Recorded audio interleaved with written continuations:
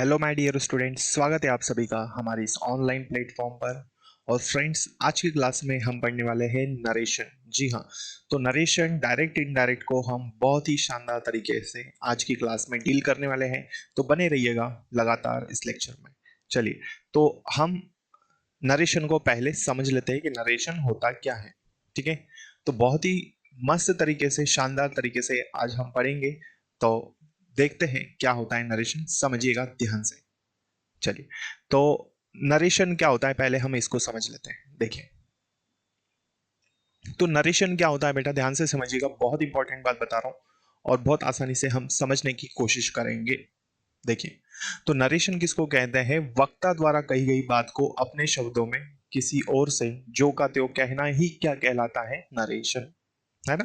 तो जैसे मान लीजिए मैंने आपको कहा, अब इसको हम प्रैक्टिकली समझते हैं कि क्या होता है ना। जैसे मैंने आपसे कहा कि कल क्लास की छुट्टी है। क्या कहा मैंने? तो मैंने कहा कि कल क्लास की क्या है? छुट्टी है। ठीक है, तो मैंने कहा कल क्लास की क्या है? छुट्टी है। तो अब ये बात मैंने आपसे कह दी, आपने क्या किया? इस बात को सुनकर आपने अपने किसी मित्र से, किसी फ्रेंड से कह दिया कि सर ने कहा है कि कल क्या है? छुट्टी है। तो मैंने कहा और आपने सुना, और आपने इसी बात को जाकर अपने किसी और फ्रेंड से कह दिया जो कि क्लास में नहीं आया था। तो ये कहलाएगा हमारा नरेशन, है ना। तो ये सारी बातें जो हुई है इसी को हम क्या कहते हैं? नरेशन, है ना। या मैंने बोला कि कल मैं आपको नया टॉपिक पढ़ाऊंगा, तो आपने मेरी बात सुन ली, मैंने आपसे कह दिया, और आपने जाके अपने भाई से कह दिया कि सर ने कहा है कि कल क्या है? सर नया टॉपिक पढ़ाने वाले हैं। ठीक है, तो आपके भाई से तो मेरी बात नहीं हुई, लेकिन मैंने बोला और आपने सुना, और इसी बात को जाकर आपने अपने भाई से कह दिया। तो ये सारी ही चर्चा जो हुई, सारा डिस्कशन जो हुआ है, यही कहलाएगा हमारा क्या? नरेशन। ठीक है, तो इसकी डेफिनेशन यदि हम समझे, ठीक है, तो इसकी डेफिनेशन जो है वो क्या है? वक्ता द्वारा कही गई बात को अपने शब्दों में किसी और से जो का त्यों कहना ही क्या कहलाता है? नरेशन, है ना। तो मैंने जो बात बोली थी, वक्ता मतलब कौन? जो बोल रहा है ना। तो उसको अपनी भाषा में किसी और से जैसा का वैसा कहना ही हम क्या कहते हैं? उसी को हम क्या कहते हैं? नरेशन। क्लियर हुई बात? तो वक्ता द्वारा कही गई बात को अपने शब्दों में किसी और से जैसा का वैसा कहना ही क्या कहलाएगा? नरेशन। क्लियर है? आई होप ये चीज आप समझ चुके होंगे। चलिए, तो ये डेफिनेशन है। अब देखिए, नरेशन जो होता है वो दो प्रकार का होता है। नरेशन कितने प्रकार का होता है? दो प्रकार का। एक होता है डायरेक्ट और एक होता है इनडायरेक्ट। ठीक है, तो हम समझते हैं कि डायरेक्ट क्या होता है। तो पहली चीज ये क्लियर हो गई कि नरेशन जो होगा वो कितने प्रकार का होगा। तो भाई ये होता है दो प्रकार का। तो नरेशन के दो प्रकार होते हैं, एक होता है डायरेक्ट, एक होता है इनडायरेक्ट। तो नरेशन दो प्रकार का होता है ना। तो एग्जाम में हमें डायरेक्ट दिया जाता है और इनडायरेक्ट बनाने के लिए कहते हैं। ठीक है, तो डायरेक्ट से इनडायरेक्ट में चेंज करने के लिए आता है। कभी कभी ऐसा भी होता है कि इनडायरेक्ट दिया होता है और डायरेक्ट में चेंज करने के लिए आता है। ठीक है, तो डायरेक्ट क्या है? जैसे मैंने कहा था कि कल मैं आपको नया चैप्टर पढ़ाऊंगा, तो मैंने आपसे कहा और आपने मेरी बात को सुन लिया। तो ये सीधा प्रसारण हम कह सकते हैं, या डायरेक्टली बात कह सकते हैं, जहां पर कोई मीडिएटर नहीं था। मैंने बोला और आपने सुन लिया, तो ये हमारा कहलाएगा डायरेक्ट। इनडायरेक्ट क्या है? आपने जाकर अपने फ्रेंड से कह दिया कि सर ने कहा है कल नया चैप्टर पढ़ाने वाले हैं या पढ़ाएंगे, तो मेरी बात को आपने किसी और तक पहुंचाया, ये कहलाएगा इनडायरेक्ट। ठीक है, तो नरेशन जो है वो कितने प्रकार का होता है? दो प्रकार का। एक होता है डायरेक्ट, दूसरा क्या हो जाएगा? इनडायरेक्ट। ठीक है, चलिए, आई होप ये चीजें आप समझ चुके होंगे। आगे देखते हैं। देखिए, अब मैं आपको बता रहा हूं कि डायरेक्ट का सेंटेंस क्या होता है। ठीक है, उसके बाद हम देखेंगे कि कैसे हम इनडायरेक्ट में चेंज करते हैं। ठीक है, तो पहले हम डायरेक्ट के बारे में बात करते हैं कि डायरेक्ट वाला सेंटेंस क्या होता है। देखिए, ध्यान से समझिएगा क्या मैं कह रहा हूं इसे। देखिए, तो डायरेक्ट क्या होता है इसे देखो, है ना। तो एग्जाम पहले हम देखते हैं कि कैसे हम इसको आइडेंटिफाई करते हैं। तो ध्यान से समझिएगा, डायरेक्ट वाला जो सेंटेंस है इसके बारे में आपको बता रहा हूं, फिर हम इनडायरेक्ट बनाने के रूल्स पढ़ेंगे। ठीक है, तो एक एक करके बहुत सारी चीजें हम कवर करने वाले, बहुत शानदार तरीके से। देखिए, तो डायरेक्ट वाला जो सेंटेंस है इसके दो पार्ट होते हैं, है ना। देखिए, ये सेंटेंस यदि मैं कहूँ, लिखा हुआ है he said to me I am working now. यदि इस सेंटेंस की बात की जाए तो ये शुरू कहाँ से हो रहा है? ये शुरू हो रहा है एच से, और ये फिनिश हो रहा है इस फुल स्टॉप पे। ठीक है, तो ये एक ही सेंटेंस है। तो डायरेक्ट वाला जो सेंटेंस है ये पूरा एक ही सेंटेंस है, he said to me I am working now. इस सेंटेंस को यदि हम देखें तो डायरेक्ट वाला जो सेंटेंस होता है वो दो पार्ट में बना होता है ना। तो पहले वाले पार्ट को हम कहते हैं रिपोर्टिंग वर्ब और सेकंड वाले पार्ट को हम कहते हैं रिपोर्टेड स्पीच। तो डायरेक्ट वाला सेंटेंस दो पार्ट में बना रहता है, पहले पार्ट को कहते हैं रिपोर्टिंग वर्ब, दूसरे वाले पार्ट को कहते हैं रिपोर्टेड स्पीच। ठीक है, चलिए आगे देखते हैं। अब देखिए रिपोर्टिंग वर्ब जो होता है, इस रिपोर्टिंग वर्ब और रिपोर्टेड स्पीच दोनों सेंटेंसेस के बीच में कॉमा लगाया जाता है, ये कॉमा आप देख रहे हैं। ठीक है, तो ये दूसरी बात। तीसरी बात क्या है, रिपोर्टेड स्पीच को डबल इन्वर्टेड कॉमा में लिखा जाता है। देखिए आई एम वर्किंग नाउ, ये सेकंड सेंटेंस है, इसको डबल इन्वर्टेड कॉमा में लिखा है। ठीक है, तो रिपोर्टिंग वर्ब और रिपोर्टेड स्पीच के बीच में कॉमा लगाया जाता है। रिपोर्टेड स्पीच को हमेशा डबल इन्वर्टेड कॉमा में लिखा जाता है। यही सारी कंडीशन मिलाकर हम क्या कहते हैं, डायरेक्ट। ठीक है, तो इसको बहुत अच्छे से और आपको याद रखना है, क्योंकि जब तक ये चैप्टर फिनिश नहीं होगा तब तक आपको ये चीजें साथ नहीं छोड़ने वाली आपका। ठीक है, तो पहले वाले पार्ट को हम रिपोर्टिंग वर्ब बोलते हैं, दूसरे को रिपोर्टेड स्पीच। रिपोर्टिंग वर्ब और रिपोर्टेड स्पीच के बीच में क्या लगाया जाता है, कॉमा। ठीक है, और रिपोर्टेड स्पीच को डबल इन्वर्टेड कॉमा में लिखते हैं। ये सारी चीजें क्लियर है। चलिए अब हम आगे बढ़ते हैं। ठीक है, इसे ये हमने पढ़ा डायरेक्ट। अब हम बनाएंगे कि कैसे हम डायरेक्ट से इनडायरेक्ट बनाते हैं, तो इसको आपको याद रखना है। देखिए तो क्या कहा मैंने, समझिए। तो डायरेक्ट से इनडायरेक्ट बनाने के लिए पहला पॉइंट क्या है, देखिए फर्स्ट बात आपको ये याद रखना है कि रिपोर्टिंग वर्ब और रिपोर्टिंग वर्ब का टेंस नहीं बदलता। इनडायरेक्ट चेंज करने के लिए बोल रहा है। फर्स्ट पॉइंट क्या है, रिपोर्टिंग वर्ब का टेंस नहीं बदलता। ध्यान से समझना है क्योंकि ये चैप्टर बहुत डिफिकल्ट होता है और हम इसको बहुत ही आसान तरीके से पढ़ रहे हैं। देखिए तो पहला पॉइंट क्या है डायरेक्ट से इनडायरेक्ट बदलने में, कि रिपोर्टिंग वर्ब का टेंस नहीं बदलता है। ठीक है, देखिए तो रिपोर्टिंग वर्ब का टेंस नहीं बदलता। तो हमारे पास सेंटेंस क्या था डायरेक्ट का, he said to me I am working now. तो रिपोर्टिंग वर्ब हमारा ये वाला पार्ट है। तो देखिए अभी मैं डायरेक्ट की बात करता हूं। डायरेक्ट में क्या दिया है, सब्जेक्ट, ये हमारा वर्ब का सेकंड फॉर्म है, और ये हमारा ऑब्जेक्ट है ना। तो ये कौन सा टेंस बना, तो ये हम कहेंगे कि भाई ये तो पास्ट इंडेफिनिट।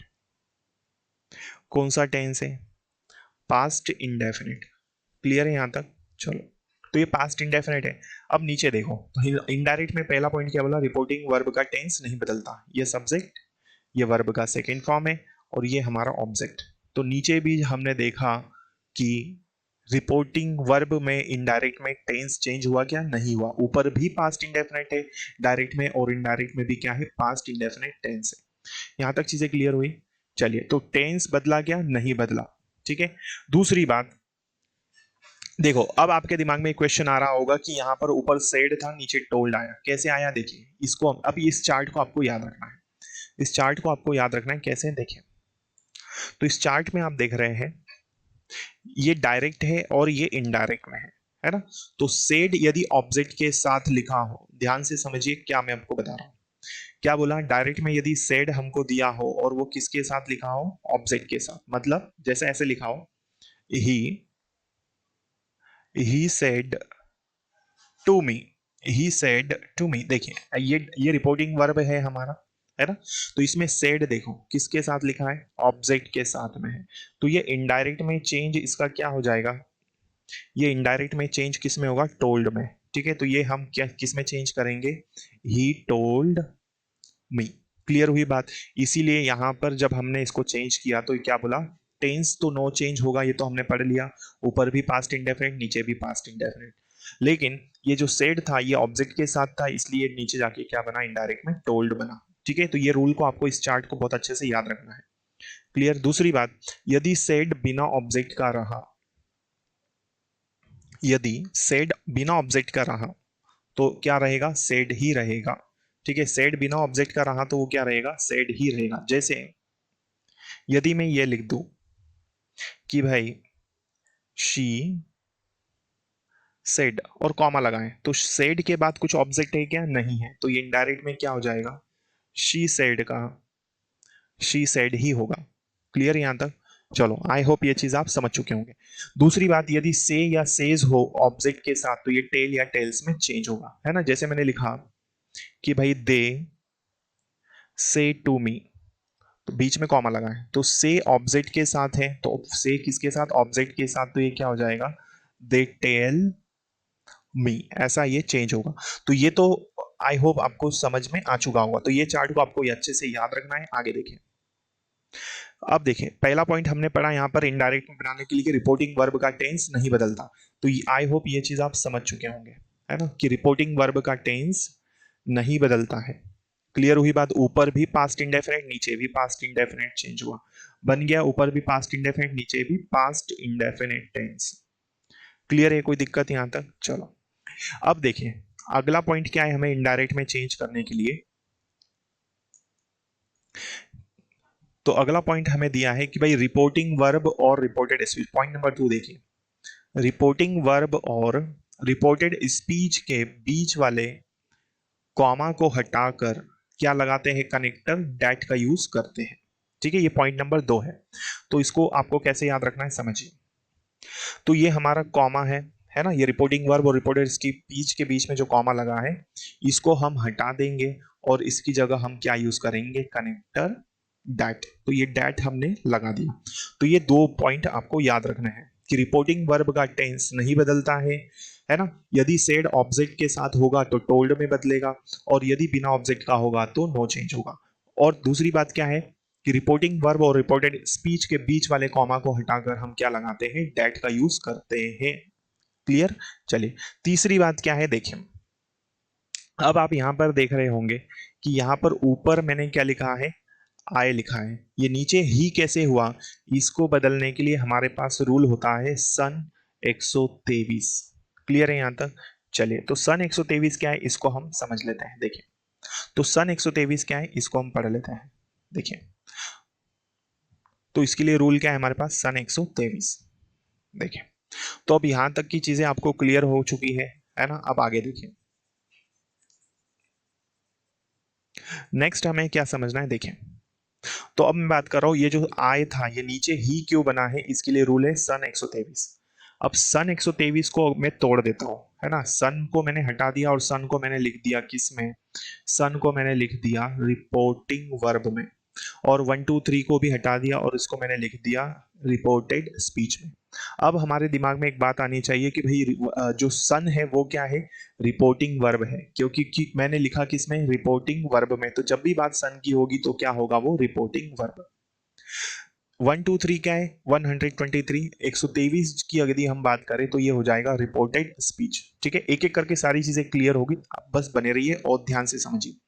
क्लियर है। तो ये आय से ही कैसे बना है इसके लिए रूल है। देखिए अब सन मतलब, सन का मतलब क्या है, देखिए ध्यान से समझिएगा। सन में, है ना, मैं बात कर रहा हूं सन की। सन में एस का मतलब होता है सब्जेक्ट। सन में सब एस का मतलब क्या होता है, सब्जेक्ट। सन में ओ का मतलब क्या होता है, ऑब्जेक्ट। और एन का मतलब क्या होता है, नो चेंज। ठीक है, तो सन में एस का मतलब क्या है, सब्जेक्ट। लेकिन किसका सब्जेक्ट होगा, तो भाई रिपोर्टिंग वर्ब का होगा, क्योंकि लिखा किसके नीचे है, रिपोर्टिंग वर्ब के। सन में ओ का मतलब क्या होगा, ऑब्जेक्ट होगा। किसका ऑब्जेक्ट, तो रिपोर्टिंग वर्ब का, है ना। और एन मतलब नो चेंज। क्लियर यहां तक? तो एस मतलब सब्जेक्ट, ओ मतलब ऑब्जेक्ट, लेकिन किसका, रिपोर्टिंग वर्ब का। क्लियर है यहां तक? तो ये सन जो है ये क्या है, हमारा रिपोर्टिंग वर्ब है, जिसमें एस का मतलब सब्जेक्ट लेकिन रिपोर्टिंग वर्ब का सब्जेक्ट, ओ का मतलब ऑब्जेक्ट लेकिन किसका, रिपोर्टिंग वर्ब का ऑब्जेक्ट, और एन मतलब नो चेंज। अब मैं बात करता हूं 1 2 3 की। देखें तो 1 2 3 क्या है, देखें समझिएगा। तो 1 2 3 में क्या है बेटा, देखें यदि मैं बात करूं वन, तो वन मतलब होता है फर्स्ट पर्सन, और फर्स्ट पर्सन में क्या आता है, आई और वी। या तो आई भी आ सकता है, वी भी आ सकता है। सेकेंड पर्सन की हम बात करें तो सेकेंड पर्सन में यू होता है। और थर्ड पर्सन कौन सा होता है, ही शी इट नेम और दे। ये हमारा थर्ड पर्सन होता है। क्लियर है, यहां तक कोई डाउट तो नहीं है? ठीक है, धीरे धीरे सारे डाउट्स आपके क्लियर हो जाएंगे, बस कंटिन्यू रहना है और ध्यान से समझना है। देखिए यहां तक चीजें हमने पढ़ ली। तो फर्स्ट पर्सन मतलब आई वी, सेकेंड पर्सन मतलब यू, और थर्ड पर्सन का मतलब क्या होता है, ही शी इट नेम। और सन मतलब रिपोर्टिंग वर्ब होता है, जिसमें एस का मतलब सब्जेक्ट लेकिन रिपोर्टिंग वर्ब का सब्जेक्ट, ओ का मतलब ऑब्जेक्ट लेकिन रिपोर्टिंग वर्ब का ऑब्जेक्ट, और एन मतलब नो चेंज, तो नो चेंज। ठीक है, और फर्स्ट पर्सन मतलब होता है आई और वी। देखें अब ध्यान से समझना, अब हम इसको बनाते हैं। तो ये सब रूल किसके लिए है, ये रूल है रिपोर्टेड स्पीच का जो सब्जेक्ट है उसको बदलने के लिए कि ये ही कैसे बना। तो देखिए, तो यहां पर क्या लिखा है, आई लिखा है। क्या लिखा है यहां पर, आई। अब इस रूल में देखिए आई कहां पर लिखा है। तो अब आप बोलोगे सर आई तो नीचे लिखा है फर्स्ट पर्सन में, आई किस में आता है, फर्स्ट पर्सन में। तो यहां मैं मार्कर रख दूं और ऊपर की तरफ जाऊं तो ये किससे टकराएगा, सब्जेक्ट से। और सब्जेक्ट से टकराएगा मतलब सब्जेक्ट किसका होता है, तो सब्जेक्ट होता है बेटा रिपोर्टिंग वर्ब का। तो रिपोर्टिंग वर्ब में सब्जेक्ट क्या है, ही। इसलिए मैंने नीचे क्या लिखा, ही। क्लियर है यहां तक, ठीक है, कोई डाउट तो नहीं है, ध्यान से समझिएगा, ठीक है। फिर से एक बार देख लीजिए यदि नहीं आया हो समझ में। मैंने कहा रिपोर्टेड स्पीच का सब्जेक्ट क्या लिखा है, बहुत ध्यान से समझना क्योंकि इंपॉर्टेंट टॉपिक है और इसके क्वेश्चंस आते हैं। तो रिपोर्टेड स्पीच का सब्जेक्ट क्या है, आई है ना। और हमारा जो सन 1 2 3 है इसमें आई कहां पर आ रहा है, तो इसमें आ रहा है फर्स्ट पर्सन में, फर्स्ट पर्सन है। और फर्स्ट पर्सन पे यहां पर रखिए एरो, और ऊपर की तरफ जाएंगे तो किससे टकराएगा, सब्जेक्ट से। तो सब्जेक्ट किसका होता है, रिपोर्टिंग वर्ब का सब्जेक्ट होता है। और यदि ये रिपोर्टिंग वर्ब का सब्जेक्ट है, क्या लिखा है रिपोर्टिंग वर्ब में, ही लिखा है, तो ही को हम वैसे के वैसे ही लिख देंगे। क्लियर है, कोई दिक्कत तो नहीं है यहां तक। चलो आई होप ये चीज आप समझ चुके होंगे, ठीक है। आगे बढ़ते हैं। अब यहां तक तो हम पहुंच गए कि हमने अभी तक ये पढ़ा कि रिपोर्टिंग वर्ब का टेंस नहीं बदलता है, सेड ऑब्जेक्ट के साथ हो तो टोल्ड में बदलेगा, ये हमने यहां तक सीख लिया। रिपोर्टिंग वर्ब और रिपोर्टेड स्पीच के बीच वाले कॉमा को हटाकर हमने डायरेक्ट लगा दिया। रिपोर्टेड स्पीच का जो सब्जेक्ट होता है उसको हम सन के रूल के हिसाब से चेंज करते हैं, सन 1 2 3 के हिसाब से, ठीक है। तो यहां पर आई लिखा था फर्स्ट पर्सन होता है तो ये सब्जेक्ट के हिसाब से चेंज होगा, तो ही हुआ। तो यहां तक तो हमने अच्छे से पढ़ लिया। अब आगे आप देख रहे हैं यहां पर एम वर्किंग लिखा है और यहां पर वॉज वर्किंग लिखा है, ये कैसे चेंज हुआ इसके लिए मैं आपको अब बता रहा हूं। तो ध्यान से समझिएगा, सारे कंफ्यूजन क्लियर हो जाएंगे आज आपके। देखिए, तो देखिए अब यहां पर टेंसेस को चेंज करने के रूल्स है, इन्हें आपको अच्छे से याद रखना है। कैसे याद रखेंगे, देखिए, तो यदि आपका टेंस होता है प्रेजेंट इंडेफिनिट तो ये चेंज होगा पास्ट इंडेफिनिट में, ठीक है। यदि टेंस प्रेजेंट कंटिन्यूस होता है डायरेक्ट में तो ये किस में चेंज होगा, पास्ट कंटिन्यूस में, ठीक है। तो ये डायरेक्ट से इनडायरेक्ट में चेंज के रूल्स हैं, ठीक है। तो यहां देखिए, यहां पर एम वर्किंग था मतलब ये कौन सा टेंस था, ये था आपका प्रेजेंट कंटिन्यूस टेंस, ठीक है। प्रेजेंट कंटिन्यूस था और नीचे जाके ये किस में चेंज हुआ, तो ये चेंज हुआ पास्ट कंटिन्यूस में। किस में चेंज हुआ, पास्ट कंटिन्यूस टेंस में चेंज हुआ है। क्लियर है, कोई डाउट तो नहीं है, ठीक है। आगे देखें, इसलिए ये किस में चेंज हुआ, प्रेजेंट कंटिन्यूस पास्ट कंटिन्यूस में। आगे और टेंसेस की हम बात करें तो ये किस में चेंज होंगे, ध्यान से समझिए। यदि प्रेजेंट परफेक्ट कंटिन्यूस टेंस होता है तो वो पास्ट परफेक्ट कंटिन्यूस में चेंज होगा इनडायरेक्ट में। डायरेक्ट में यदि पास्ट इंडेफिनिट हो तो पास्ट परफेक्ट में चेंज होगा इनडायरेक्ट में। पास्ट कंटिन्यूस किस में चेंज होगा, पास्ट परफेक्ट कंटिन्यूस में। और past perfect tense past perfect ही रहेगा, ठीक है। चलिए, तो दोस्तों क्लास यदि समझ में आ रही हो और यदि आप इस चैनल पर पहली बार आए हो तो इसे सब्सक्राइब कर लीजिए ताकि आने वाली क्लासेस को नोटिफिकेशंस आपको मिल सके, ठीक है। और अपने जो भी साथी है या जो भी स्टूडेंट्स तैयारी कर रहे हैं उनसे जरूर शेयर करें इस चैनल को। देखिए, आगे हमें पढ़ना है, देखिए इसके बाद आगे देखिए, सब डायरेक्ट में दिया है पास्ट परफेक्ट कंटिन्यूस टेंस, तो ये इनडायरेक्ट में किस में जाएगा, पास्ट परफेक्ट कंटिन्यूस में, मतलब नो चेंज। विल का वुड होता है इनडायरेक्ट में चेंज, शेल का क्या हो जाएगा, शुड, मे का होता है माइट, और इजे मार का क्या हो जाएगा, वॉज वर। और हैज हैव किस में चेंज होगा, हैड में। विल हैव टू डायरेक्ट में हो तो इनडायरेक्ट में किस में चेंज होगा, वुड हैव टू में। क्लियर है, आई होप यहां तक की चीजें आप समझ चुके होंगे। देखिए, अब आप यहां पर देख रहे हैं कि यहां जहां पर हमने डायरेक्ट वाला सेंटेंस सॉल्व किया था यहां लिखा है नाउ। तो नाउ नीचे जाके देन क्यों हुआ ये मैं आपको अब बता रहा हूं, ध्यान से देखिए और समझिएगा। देखिए, तो और कुछ चेंजेस आपको याद रखना है, ये टाइम एक्सप्रेसिंग एडवर्ब्स की बात कर रहा हूं मैं आपसे। यदि डायरेक्ट में टुडे लिखा हो तो ये क्या हो जाएगा, दैट डे। और यदि नाउ लिखा हो तो इसका इनडायरेक्ट में क्या होगा, देन। देखिए यहां पर लिखा था नाउ, इसलिए वो क्या हुआ, देन हुआ, ठीक है। तो नाउ का इनडायरेक्ट क्या होता है, देन। जस्ट की मैं बात करूं तो जस्ट किस में चेंज होगा, तो जस्ट होगा देन में, है ना। नाउ भी देन, जस्ट का भी देन। यस्टरडे की बात करें तो the previous day. Last week direct में लिखा हो तो इनडायरेक्ट में किस में चेंज होगा, ये द प्रीवियस वीक में। लास्ट मंथ किस में चेंज होगा, द प्रीवियस मंथ में। और लास्ट ईयर किस में चेंज होगा, द प्रीवियस ईयर में। क्लियर है। और भी कुछ इंपॉर्टेंट से देखें तो लास्ट नाइट दिया हो जैसे डायरेक्ट में, तो इसका इनडायरेक्ट में चेंज क्या होगा, the previous night. Last morning दिया हो तो द प्रीवियस मॉर्निंग। दिस का दैट होता है, यदि प्लूरल में लिखा हो तो उसका क्या हो जाएगा, दोस। हियर का देयर, टुमारो का द नेक्स्ट डे, और अगो लिखा हो तो इसका इनडायरेक्ट में क्या हो जाएगा, बिफोर। क्लियर है। तो अब हमने ये सारे ही बेसिक इस चैप्टर के कंप्लीट कर लिए हैं और इसे समझ लिया है। अब हम एक सेंटेंस बनाने की कोशिश करते हैं, समझते हैं, ताकि आपको सारी चीजें क्लियर हो जाए। तो ये सारे रूल्स बेसिक आपको याद रखना है, इसी के ऊपर ये पूरा चैप्टर बेस्ड है। देखिए, यदि आपको ये रूल्स नहीं आए तो आप इसको सॉल्व नहीं कर पाओगे। क्लियर है। चलिए, अब हमने बना लिया है, अब हम सेंटेंस बनाने की कोशिश करते हैं। देखिए, तो एक सेंटेंस हम ले लेते हैं। देखें, तो सिंपल सेंटेंस हम लिख लेते हैं। देखें, तो इसी सेंटेंस को हम एक बार और बनाने की कोशिश करेंगे। देखिए, तो अब इसको हम शुरुआत से फिर से एक बार बना के देखते हैं ताकि आपका कोई कंफ्यूजन ना रहे। तो देखिए, सबसे पहले हम क्या करेंगे, रिपोर्टिंग वर्ब है, तो रिपोर्टिंग वर्ब में सेड टू दिया है, तो इसको चेंज करेंगे किस में, टोल्ड में, तो ये बन जाएगा ही टोल्ड मी। अब हम क्या करते हैं, रिपोर्टिंग वर्ब और रिपोर्टेड स्पीच के बीच वाले कॉमा को हटा के क्या लगा देते हैं, दैट। ठीक है। अब क्या करना है, रिपोर्टेड स्पीच के इन्वर्टेड कॉमा को हटा देते हैं और उसके सब्जेक्ट को सन वाले रूल के हिसाब से चेंज करते हैं। तो आई दिया है तो आई फर्स्ट पर्सन है, किसके हिसाब से बदलेगा, सब्जेक्ट के हिसाब से, तो ये क्या हो जाएगा, ही। टेंस कौन सा है, प्रेजेंट कंटिन्यूस टेंस है, तो ये पास्ट कंटिन्यूस में होगा, तो वॉज वर्किंग। ठीक है, वॉज वर्किंग। और ऑब्जेक्ट क्या है, उसके बाद time expressing every now, now का क्या होता है, देन। तो ये क्या बना, he told me that he was working then, उसने मुझे बताया कि वो उस समय काम कर रहा था या वो तब काम कर रहा था। क्लियर है। तो इस तरह से हमने इस सेंटेंस को बनाया। तो ये पैटर्न है सिंपल सेंटेंस। आने वाली क्लासेस में हम इंट्रोगेटिव सेंटेंस को भी बनाना सीखेंगे। क्लियर है यहां तक। चलो, एक एग्जांपल हम और ले लेते हैं। ठीक है, देखिए, जैसे यदि मैं कहूं आपसे, देखें, यदि ऐसा लिखा हो, देखें, यदि इस तरह से लिखा हो क्वेश्चन आपके पास कि भाई, he said comma, he said comma they are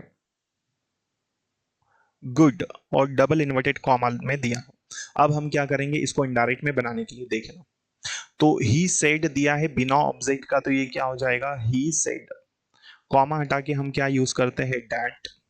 अब दे कौन सा पर्सन है, थर्ड पर्सन, तो थर्ड पर्सन नो चेंज होता है। आर दिया है, आर का क्या हो जाएगा, वर, और ये गुड जो है ये इसी तरह से गुड का गुड रहेगा। तो he said that they were good. Clear है। तो इस तरह से हमने इस सेंटेंस को बना लिया।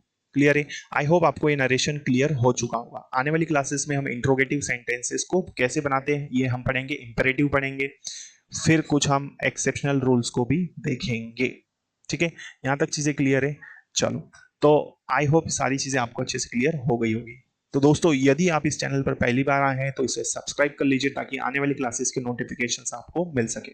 ठीक है, और यदि क्लास अच्छी लगी हो तो इसे लाइक जरूर कर लीजिएगा वीडियो को। ठीक है, और साथ ही साथ आपको और भी विद्यार्थियों से इसे जरूर शेयर करना है। Thank you so much. जय हिंद, जय भारत। Thank you.